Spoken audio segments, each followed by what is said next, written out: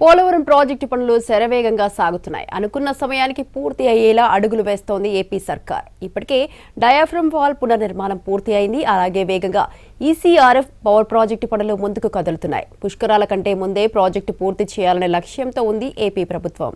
వచ్చే పుష్కరాల నాటికి పోలవరం ప్రాజెక్టు పనుల తొలిదశ పూర్తి చేయాలన్న లక్ష్యంతో ఏపీ ప్రభుత్వం అడుగులు వేస్తోంది.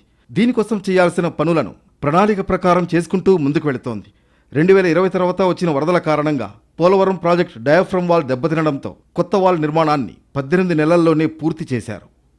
గతంలో వచ్చిన వరదల సమయంలో దెబ్బతిన్న డయాఫ్రమ్ వాల్కు అనుసంధానంగా విదేశీ నిపుణుల సూచనలు, పోలవరం ప్రాజెక్టు అథారిటీ సభ్యుల నిర్ణయంతో కొత్త డయాఫ్రమ్ వాల్ నిర్మించాలని సూచించారు. ఇందుకు మరొక 1000 కోట్లు అదనంగా ఖర్చవుతాయని అంచనా వేశారు. పోలవరం ప్రాజెక్టు నిర్మాణ ప్రాంతంలో చాలాసార్లు పర్యటించిన సీఎం చంద్రబాబు 2024 డిసెంబర్లో ప్రాజెక్టు నిర్మాణానికి సంబంధించిన షెడ్యూల్ విడుదల చేశారు.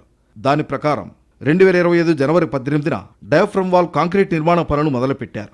1372 మీటర్ల పొడవైన వాల్ నిర్మాణాన్ని 440 రోజుల్లో పూర్తి చేయగలిగారు.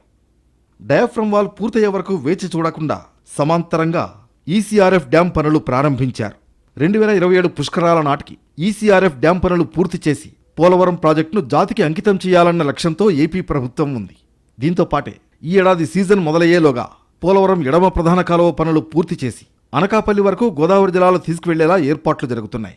1372.6 మీటర్ల పొడవైన డయాఫ్రమ్ వాల్ను కేవలం 18 నెలల రికార్డు సమయంలోనే పూర్తి చేయడంతో మిగతా పనులు మరింత వేగవంతమయ్యాయి.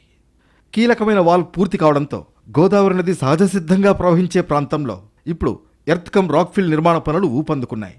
డీ వాల్ పూర్తయ్యే వరకు ఈ నిర్మాణం చేపట్టేందుకు ఎదురు చూడకుండా సమాంతరంగా పనులు మొదలు పెట్టడంతో అనుకున్న సమయానికి పోలవరం ప్రాజెక్టు పూర్తయ్యే అవకాశాలు ఎక్కువగా ఉన్నాయి.